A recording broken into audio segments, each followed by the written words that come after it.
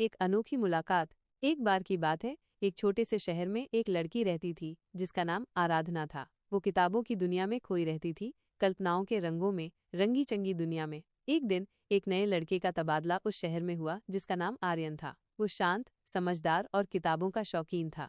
उनकी मुलाकात एक पुस्तकालय में हुई। दोनों एक ही किताब को पढ़ रहे थे और उनकी नजरें एक दूसरे से मिली। एक अनोखी सी मुस्कान दोनों के चेहरे पर फैल गई।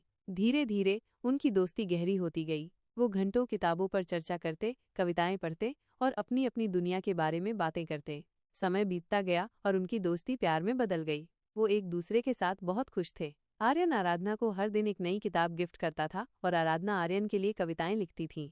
एक दिन आर्यन ने आराधना को एक खूबसूरत सी जगह पर प्रपोज किया। आराधना ने हामी भर दी और उनकी खुशी का ठिकाना नहीं रहा। उनके सपनों का घर बसा और वो हमेशा की तरह किताबों की दुनिया में खोए रहे, लेकिन अब साथ में। उनकी कहानी एक किताब की तरह ही खूबसूरत थी, एक कहानी जो प्यार, दोस्ती और किताबों के जादू की गवाही देती है। एक अनोखी मुलाकात।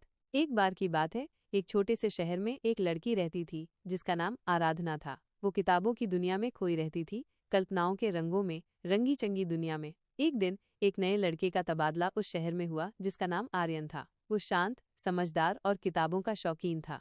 उनकी मुलाकात एक पुस्तकालय में हुई। दोनों एक ही किताब को पढ़ रहे थे और उनकी नजरें एक दूसरे से मिली। एक अनोखी सी मुस्कान दोनों के चेहरे पर फैल गई। धीरे धीरे उनकी दोस्ती गहरी होती गई। वो घंटों किताबों पर चर्चा करते, कविताएं पढ़ते और अपनी अपनी दुनिया के बारे में बातें करते।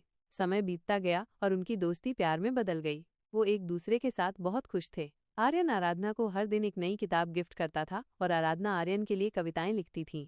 एक दिन आर्यन ने आराधना को एक खूबसूरत सी जगह पर प्रपोज किया। आराधना ने हामी भर दी और उनकी खुशी का ठिकाना नहीं रहा। उनके सपनों का घर बसा और वो हमेशा की तरह किताबों की दुनिया में खोए रहे, लेकिन अब साथ में।